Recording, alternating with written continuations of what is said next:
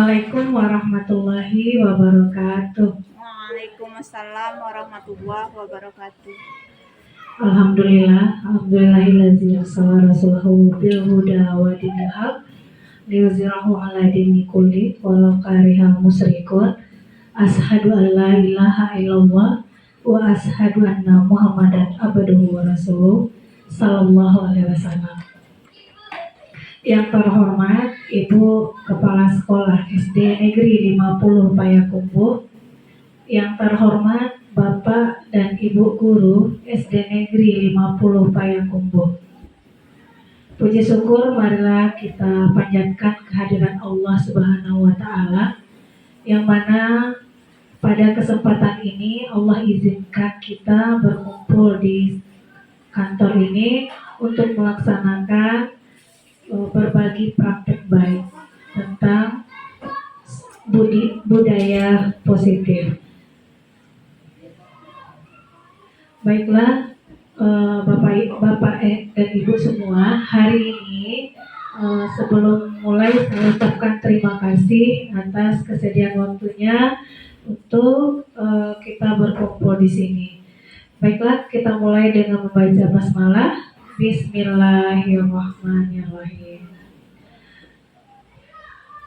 Hari ini saya Vivia Wirna, calon guru penggerak angkatan 9 Kota Payakumbuh, akan berbagi praktik baik tentang budaya positif di sekolah.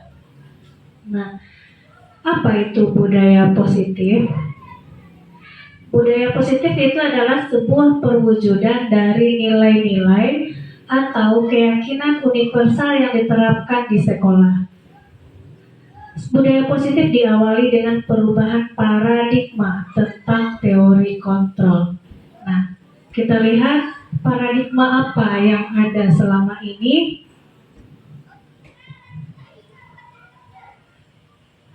Nah, selama ini kita memakai paradigma itu stimulus respon.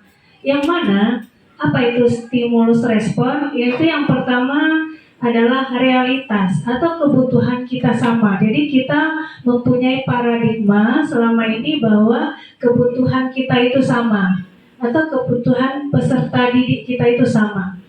Nah, yang kedua, semua orang itu melihat hal yang sama. Yang ketiga, kita mencoba mengubah orang agar berpandangan sama dengan kita. Yang keempat, perilaku buruk dilihat sebagai suatu kesalahan. Orang lain bisa mengontrol saya. Selanjutnya, saya bisa mengontrol orang lain. Pemaksaan ada pada saat bujukan gagal. Terus yang terakhir, model berpikir menang atau kalah. Itu adalah sebuah paradigma yang kebanyakan masih ada sampai sekarang ini. Nah, apa yang paradigma yang lebih bagus itu adalah posisi kontrol. Yang kita pakai adalah posisi kontrol. Yang pertama, apa bedanya dengan stimulus respon? Yaitu realitas atau kebutuhan kita itu berbeda.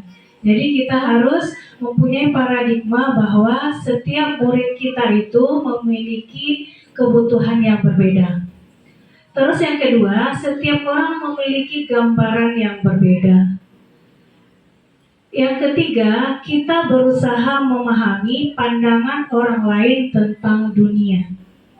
Yang keempat, semua perilaku memiliki tujuan. Jadi setiap perilaku yang dilakukan termasuk murid kita pasti ada tujuannya. Terus yang kelima, hanya Anda yang bisa mengontrol diri Anda. Jadi sebenarnya yang bisa mengontrol diri kita sendiri atau siapapun murid kita yang bisa mengontrol dirinya itu hanya diri sendiri. Yang keenam, Anda tidak bisa mengontrol orang lain. Yang ketujuh, kolaborasi dan konsensus menciptakan pilihan-pilihan baru, model berpikir menang. Ya, itu posisi kontrol. Nah, diharapkan mulai saat ini kita akan merubah paradigma kita dari stimulus respon menjadi posisi kontrol sebagai seorang pendidik. Nah, apa itu disiplin positif? Menurut Ki Hajar Dewantara maupun Diane Gosen, yaitu keduanya itu merupakan pakar pendidikan. Disiplin itu menurut mereka adalah sebagai bentuk kontrol diri, yaitu belajar untuk kontrol diri agar dapat mencapai suatu tujuan yang mulia. Tujuan mulia di sini mengacu pada nilai-nilai atau prinsip-prinsip mulia yang dianut seseorang. Kita namakan nilai-nilai tersebut sebagai nilai-nilai kebajikan atau virtues yang universal. Nah, ini yang disiplin positif, yaitu yang pertama contohnya cara menerapkan disiplin yang mengajarkan anak bertanggung jawab dan menumbuhkan kesadaran diri berdasarkan nilai-nilai kebajikan. Yang kedua, disiplin positif lebih ke arah disiplin diri yang dapat mengontrol diri dalam melakukan segala tindakan. Yang ketiga, disiplin diri dapat membuat peserta didik memahami dan menyadari berdasarkan motivasi internal, bukan akibat paksaan, pujian, atau hukuman. Jadi disiplin positif itu berasal dari kesadaran diri sendiri, bukan karena ancaman, hukuman, atau paksaan dari orang lain. Nah, ada 3 perilaku motivasi manusia. Jadi kita melakukan sesuatu itu pasti ada motivasinya. Nah, ada 3 jenis. Yang pertama, untuk menghindari ketidaknyamanan atau hukuman. Nah, siswa kita melakukan sesuatu untuk menghindari ketidaknyamanan atau hukuman. Ada yang seperti itu. Yang kedua, untuk mendapatkan imbalan atau penghargaan dari orang lain. Kita melakukan sesuatu atau siswa kita melakukan sesuatu hanya untuk mendapatkan imbalan atau penghargaan dari orang lain. Nah, yang keduanya itu adalah motivasi eksternal, motivasi dari luar. Yang ketiga, untuk menjadi orang yang mereka inginkan dan menghargai diri sendiri dengan nilai-nilai yang mereka percaya. Itu motivasinya muncul dari dalam. Namanya motivasi internal. Nah, untuk menumbuhkan motivasi internal ini sebaiknya hindari hukuman dan pemberian penghargaan berlebihan agar meminimalisasi motivasi eksternal dalam diri peserta didik. Jadi yang kita harapkan itu adalah timbulnya lahirnya motivasi internal, motivasi dalam diri peserta didik. Contoh, misalnya peserta didik kita takut terlambat datang ke sekolah, jangan karena takut mendapatkan hukuman dari guru. Jangan karena peserta didik kita itu ingin mendapatkan hadiah. Seharusnya motivasi dari dirinya. Dia yang ingin berubah, dia yang ingin menghargai dirinya sendiri.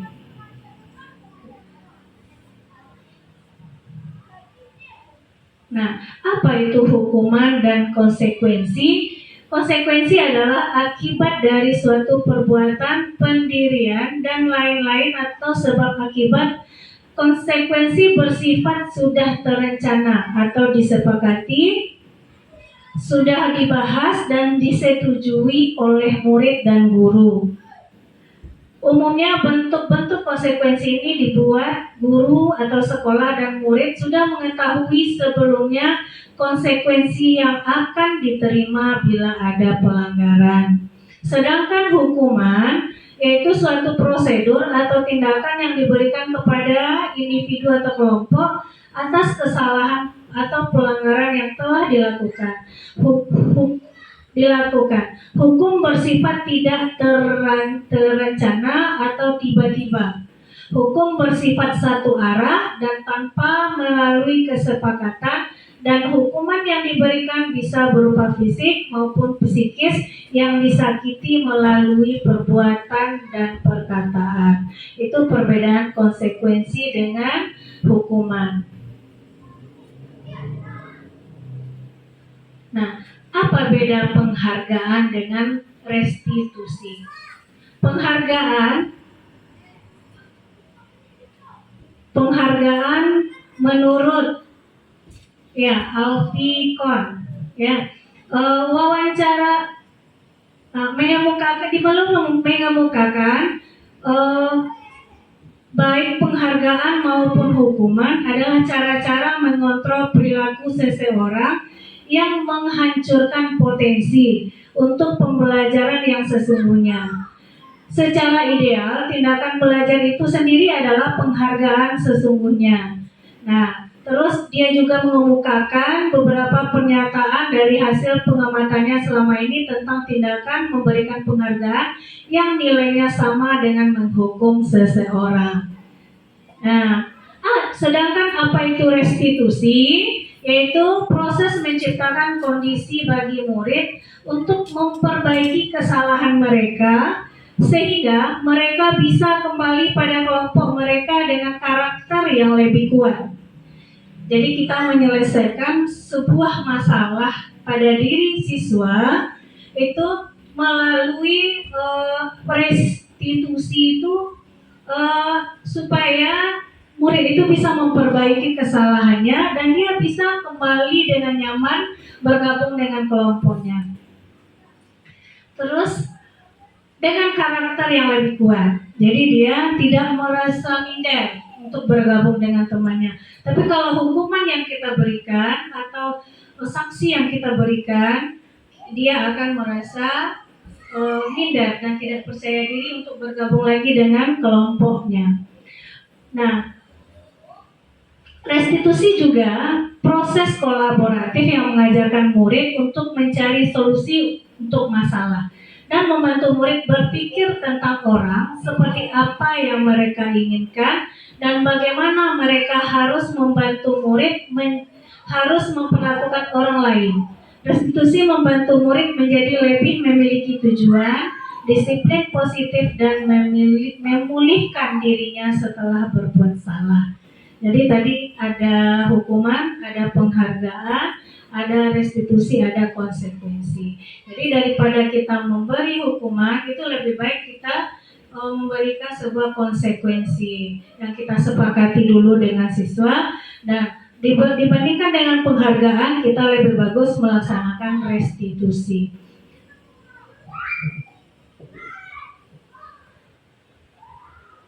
Nah, ini macam-macam atau 5 kebutuhan dasar manusia. Semua manusia pasti membutuhkan yang 5 ini. Yang pertama yaitu kebutuhan untuk bertahan hidup. Jadi semua kita dan semua siswa kita, semua manusia itu dia mempunyai kebutuhan untuk bertahan hidup. Yang kedua, manusia itu membutuhkan cinta dan kasih sayang. Yang ketiga yaitu membutuhkan kebebasan. Yang keempat, membutuhkan kesenangan. Yang kelima, membutuhkan kekuasaan. Jadi 5 dasar ini, 5 kebutuhan ini adalah kebutuhan semua manusia pasti memilikinya, termasuk murid di kelas kita. Kembali kita ke posisi kontrol. Diane Gosen berkesimpulan ada 5 posisi kontrol yang diterapkan oleh guru. Jadi yang biasa kita terapkan di kelas ada 5 posisi kontrol. Yang pertama sebagai penghukum. Bagaimana seorang guru itu dikatakan sebagai penghukum? Yaitu seorang penghukum bisa menggunakan hukuman fisik maupun verbal. Yang kedua yaitu pembuat rasa bersalah. Jadi ada guru yang menyelesaikan sebuah masalah yang terdapat pada diri siswa itu, akhirnya membuat siswa itu merasa bersalah. Biasanya guru akan lebih bersuara lembut. Teman yang ketiga, guru memposisikan dirinya sebagai teman. Guru pada posisi ini tidak akan menyakiti murid, namun akan tetap berupaya mengontrol murid melalui persuasi dan bisa berefek negatif ataupun positif. Nah, yang keempat, guru berposisi sebagai pemantau. Pada saat mengawasi, guru bertanggung jawab atas perilaku orang-orang yang diawasinya. Terakhir yaitu posisi manajer, posisi di mana guru berbuat sesuatu bersama dengan murid, mempersilahkan murid mempertanggungjawabkan perilakunya, mendukung murid agar dapat menemukan solusi atas permasalahannya sendiri. Itu 5 jenis posisi kontrol yang ada pada diri guru. Nah, dari 5 ini mana yang paling baik posisi kontrolnya?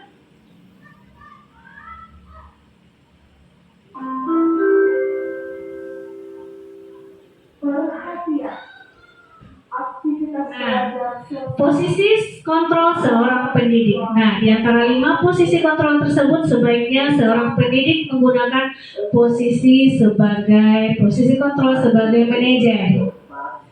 Pendidik bagaimana yang sebagai manajer itu? Yaitu pendidik berbuat sesuatu bersama peserta didik, mempersilahkan peserta didik mempertanggungjawabkan perilakunya dan mendukung peserta didik agar dapat menemukan solusi atas permasalahannya sendiri. Yang kedua, posisi manajer mengacu pada restitusi yang dapat menjadikan peserta didik kita menjadi manajer bagi dirinya sendiri, sehingga tercipta identitas positif atau berhasil pada diri peserta didik.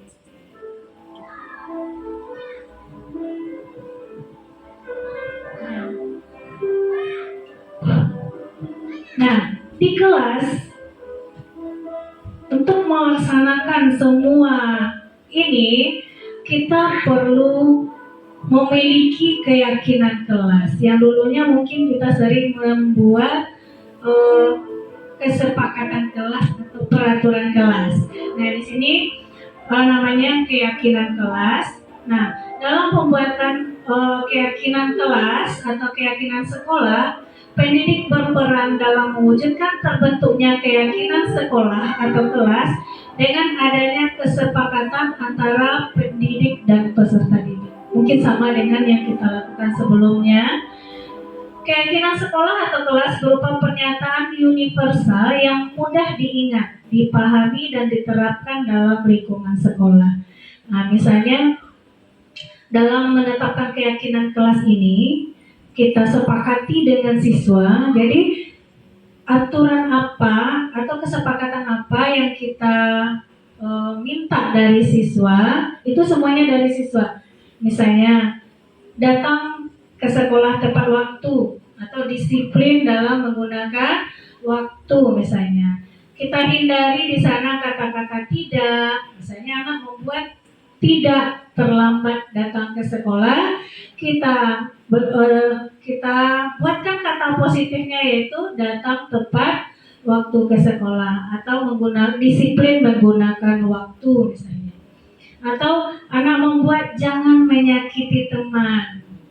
Nah, jadi dalam membuat keyakinan kelas, kita hindari kata-kata tidak, kata-kata jangan. Kita tukar dengan saling menghargai misalnya. Itu keyakinan kelas. Jadi keyakinan kelas ini kita sepakati dan lahirnya dari peserta didik kita. Setelah disepakati nanti kita tuliskan di dinding, di sebuah kertas, kita pajang di kelas kita untuk dilaksanakan dan diyakini dengan siswa ini akan kita laksanakan. Nah, bagaimana penerapan segitiga restitusi? Tadi ada restitusi. Nah, itu merupakan sebuah segitiga, yaitu segitiga restitusi dalam penyelesaian masalah. Jadi bagaimana cara menyelesaikan masalah siswa?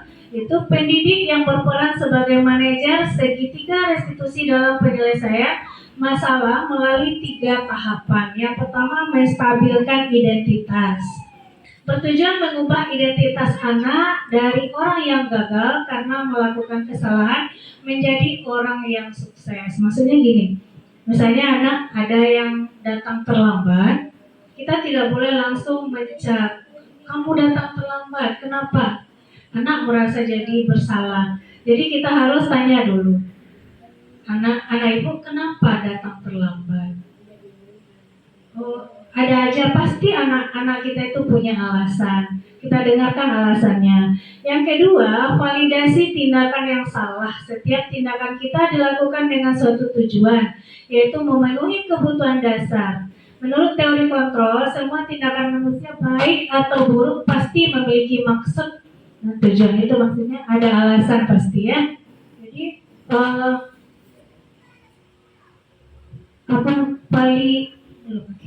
validasi identitas tadi. Yang pertama, menstabilkan identitas tadi, misalnya contohnya Laila ya. Laila kenapa datang terlambat ke sekolah? Atau contohnya misalnya Laila ini dicontek pekerjaannya oleh si temannya. Nah, terus disakiti temannya. Nanti kita tanya Laila, kenapa tadi sampai menyakiti teman? Iya, tugas Laila dicontek sama Akbar, ibu, katanya kan. Terus kita tidak boleh langsung memarahinya. Kita tanya dulu, oh iya, kita stabilkan dulu. Oh iya, wajar ya kalau tugas kita udah susah-susah membuatnya terus dicontek sama teman. Kalau ibu di posisi Laila, ibu pasti akan marah juga, akan kecewa juga. Jadi itu contoh dari menstabilkan identitas.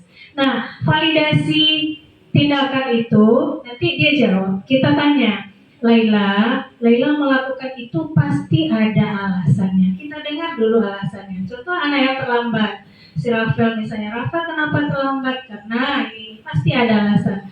Terus yang ketiga adalah menanyakan keyakinan ini. Nah, kita tanya, menurut anak ibu, misalnya yang terlambat tadi ya, menurut anak ibu, ada enggak keyakinan kelas yang anak ibu langgar? Ada bu, katanya. Disiplin, apa itu disiplin bu? Nah, apa disiplinnya? Apa keyakinan kelas yang kita langgar? Dia tahu kalau disiplin. Nah, terus kita tanya lagi, apa yang anak ibu lakukan ke depannya supaya keyakinan kelas kita tidak kita langgar?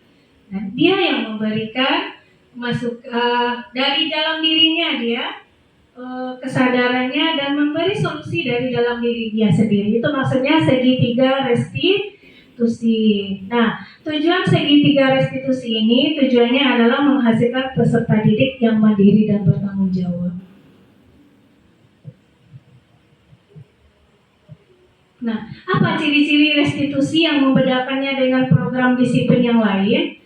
Restitusi ini bukan untuk menembus kesalahan, namun untuk belajar dari kesalahan.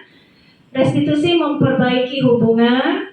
Terus restitusi tawaran, bukan paksaan. Jadi kita tawarkan kepada anak, apa yang harus kita lakukan supaya tidak terlambat lagi.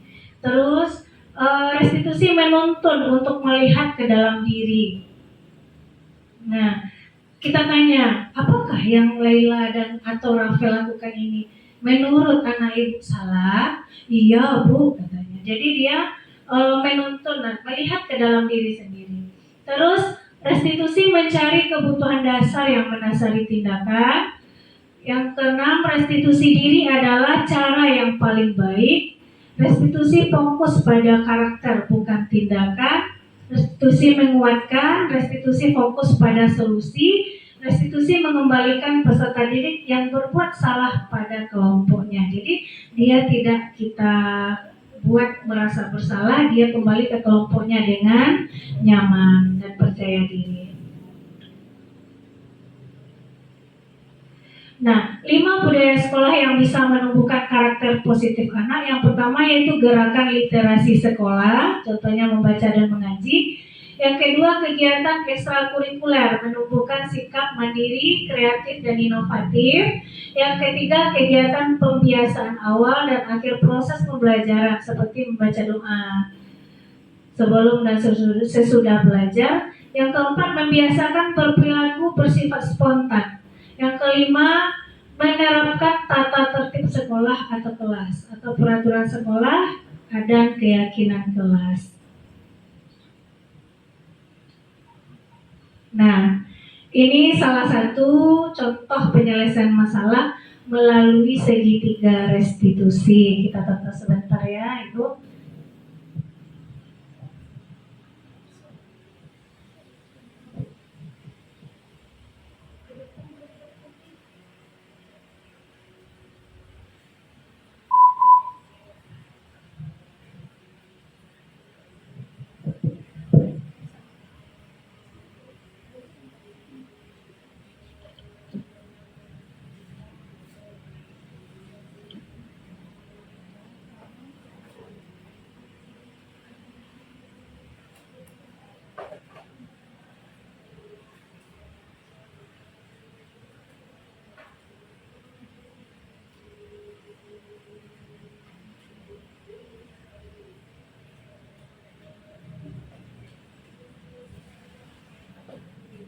Alasannya pasti ada ya.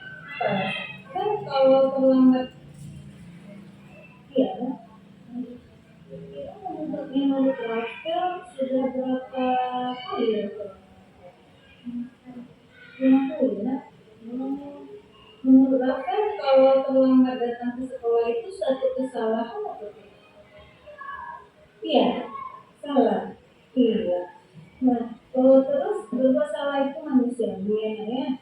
Setiap manusia pasti sering atau ada melakukan kesalahan.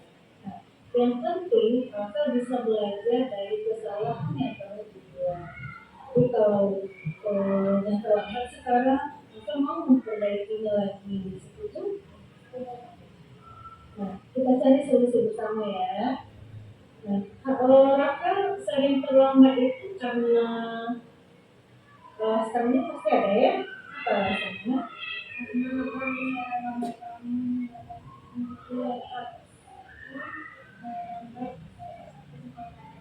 Lambat melangkah dari karena bangsa berangkat. Berangkat cepat ya. Yang pertama. Nah, terus kira-kira menurut Rafael, keyakinan kelas apa yang sudah diterapkan oleh teman-teman?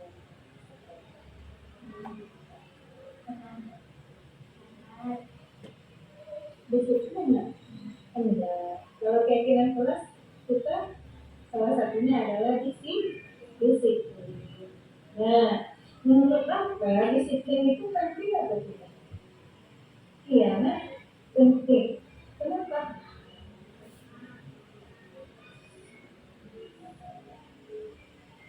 Harus datang ke aku. Iya. Nah, iya. Nah, baiklah Rafael, menghargai waktu itu sangat penting. Karena berapa menit saja kita terlambat, itu waktunya tidak bisa ditarik kembali. Jadi, menyesal nggak waktu yang disebutkan? Iya, merasa.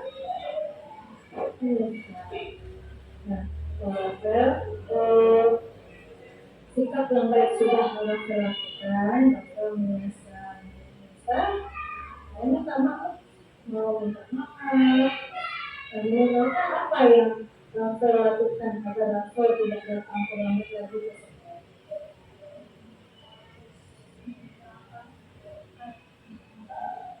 Mau menyarankan kepada apa supaya cepat mandi. Terus kalau tidur apa sering terlambat? Mau Rafael berubah. Terima kasih Rafael. Mudah-mudahan setelah ini Rafael bisa menghargai waktu, ya, terus bisa disiplin, oke ya. Iya. Terima kasih ya Rafael. Ya.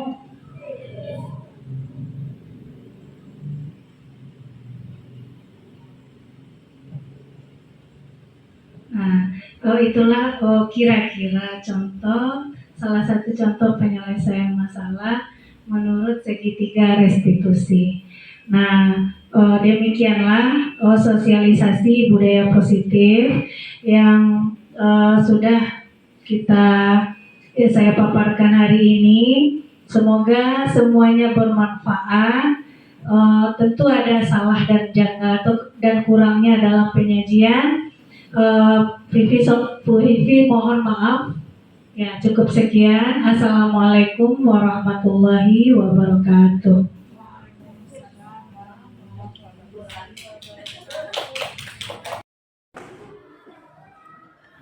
Rafael, Ibu lihat Rafael sering terlambat datang ke sekolah. Iya, nak. Kira-kira menurut Rafael sudah berapa kali Rafael datang terlambat? 5 kali. 5 kali, nak. Menurut Rafael kalau terlambat datang ke sekolah itu suatu kesalahan atau tidak? Iya, salah. Iya. Nah, terus berbuat salah itu manusiawi ya nak ya. Setiap manusia pasti sering atau ada melakukan kesalahan. Nah, yang penting Rafael bisa belajar dari kesalahan yang telah dibuat. Jadi kalau udah terlambat sekarang, Rafael mau memperbaikinya lagi. Setuju? Setuju. Nah, kita cari solusi bersama ya. Nah, Rafael sering terlambat itu karena alasannya pasti ada ya. Apa alasannya? Karena abang lambat bangun, lambat mandi, jadi lambat ke sekolah lagi. Lambat berangkat jadinya karena abang sama kakak lambat bangun. Oh gitu, Rafael cepat bangunnya. Cepat, Rafael yang pertama dibangunkan. Yang pertama, alhamdulillah. Terus kira-kira menurut Rafael, keyakinan kelas apa yang sudah kita langgar kalau kita terlambat datang ke sekolah? Terlambat. Disiplin enggak? Enggak. Kalau keyakinan kelas kita salah satunya adalah disiplin. Nah, menurut Rafael disiplin itu penting atau tidak? Iya, nak, penting. Kenapa? Karena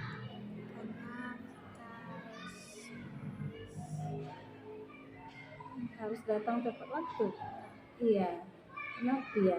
Nah, baiklah Rafael, menghargai waktu itu sangat penting ya. Karena seberapa menit saja kita terlambat itu waktunya tidak bisa ditarik kembali.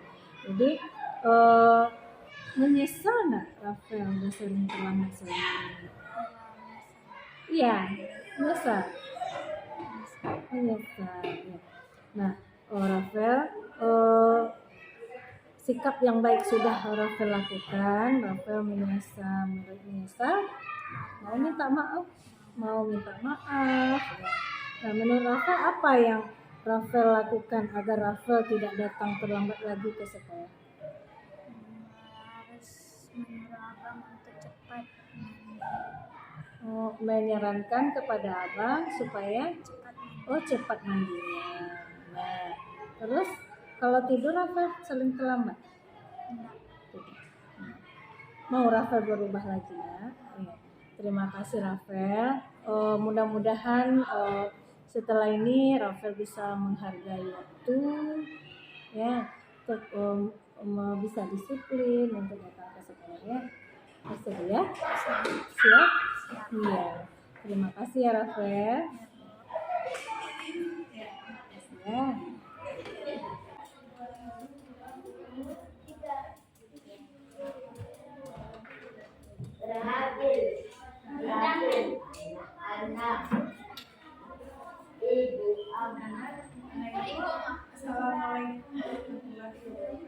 Waalaikumsalam warahmatullahi wabarakatuh. Baiklah Ibu, hari ini kita akan menyepakati keyakinan kelas di kelas kita ya, kelas 5. Sebelumnya Ibu mau bertanya, ada yang tahu nggak keyakinan kelas di kelas? Peraturan kelas? Iya, ada ya.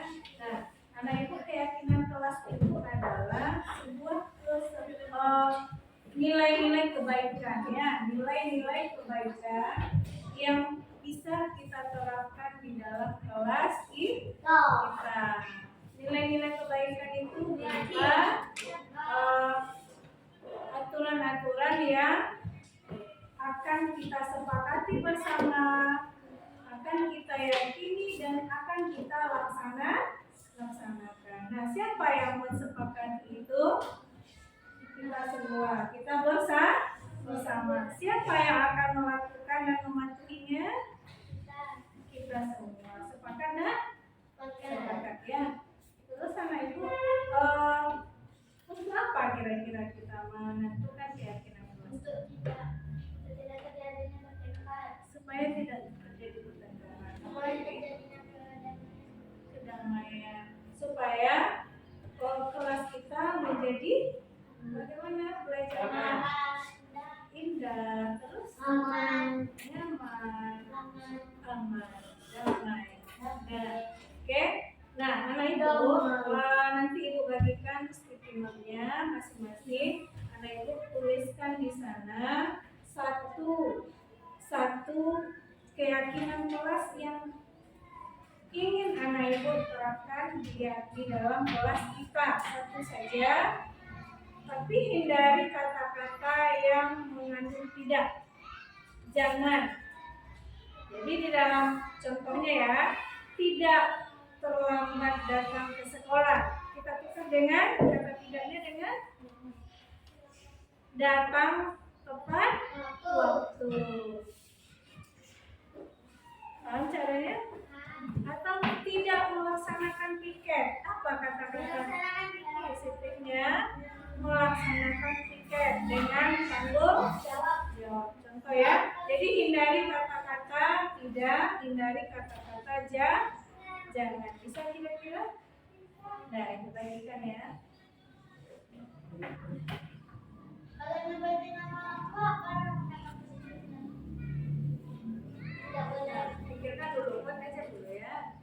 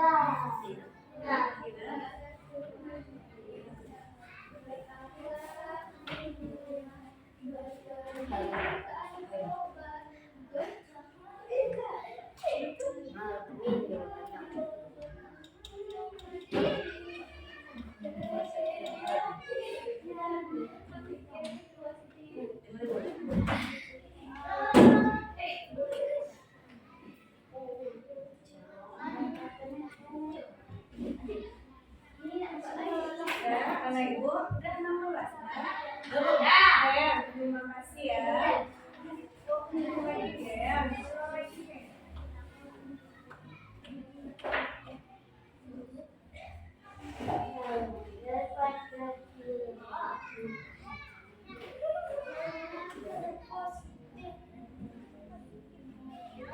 Nah, Ibu terima kasih banyak. Ada 16 bukan, kita bacakan satu persatu. Nanti kita simpulkan dari semuanya apa saja keyakinan kelas yang kita sepakati hari ini ya. Yang pertama, melaksanakan tugas tiket. Bisa kita ambil? Ya.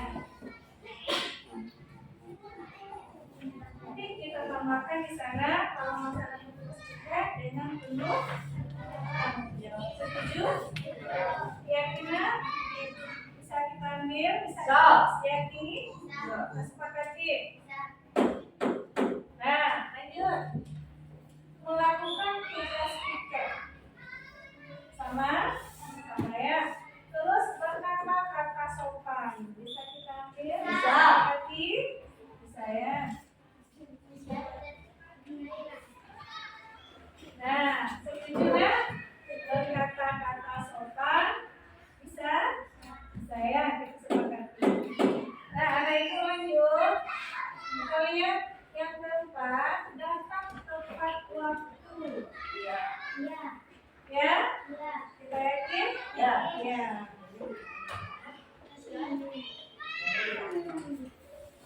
Berikutnya boleh datang terlambat ke sekolah. Apa ya?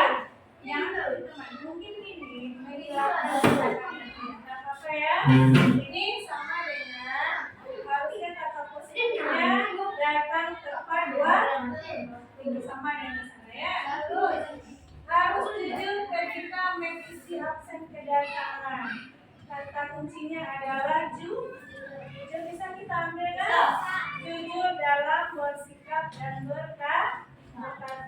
Ya, setuju? Ya. Kita lanjut. Datang tepat waktu. Setuju? Karena sudah ada dari sana ya. Kita lanjut. Tidak berbuat jahat dengan orang lain. Masih ada kata-kata tidak. Siapa yang bisa tukar dengan kata-kata yang positif? Berbuat baik kepada orang lain. Berbuat baik kepada orang lain. Baca aja kata tidaknya.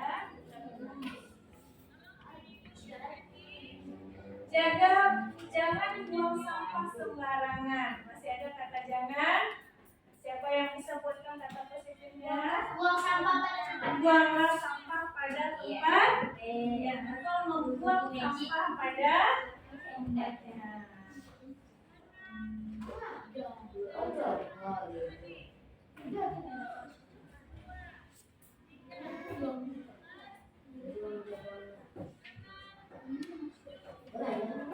Aku mau belajar dengan tenang.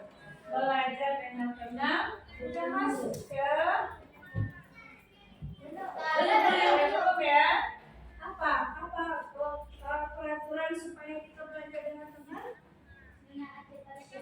Belajar dengan sungguh. Sepakat?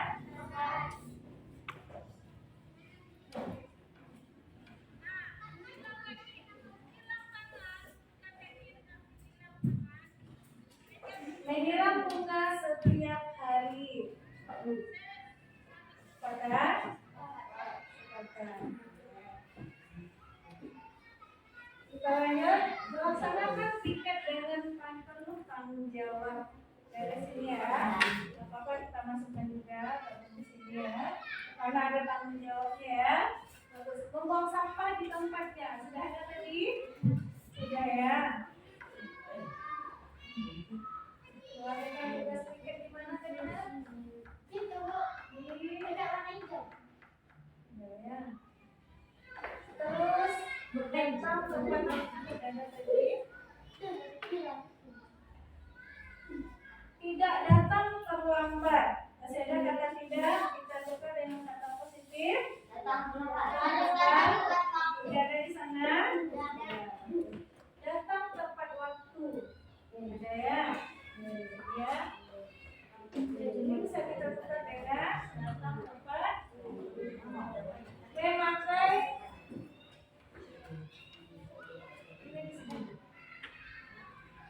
Memangnya seragam dengan tertib.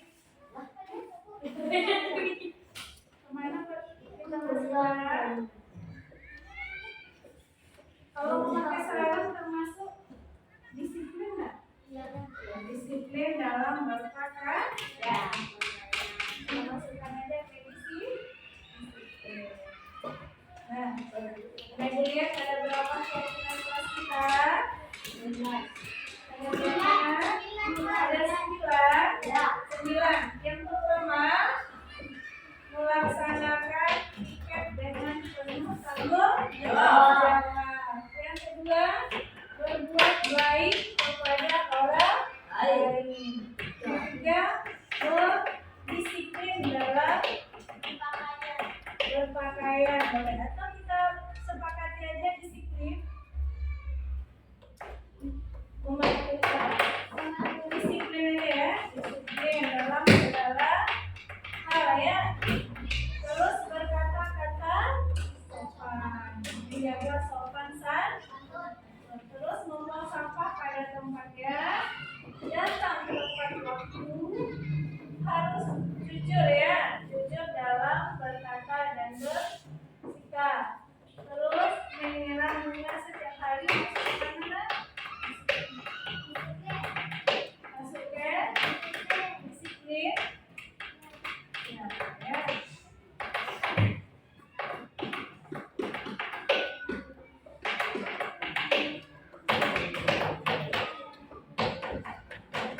Dan ada 8 jadinya kesepakatan kelas kita yang hari ini kita sepakati, kita yakini untuk melaksanakannya. Bisa kira-kira kita laksanakan di sana, dan nanti kita cetak di kertas, nanti kita panjangkan di dinding kelas kita ya. Bisa kita sepakati? Bisa kita yakini ini kesepakatan kita? Yakin untuk melaksanakannya? Yakin ya? Kita tetapkan hari ini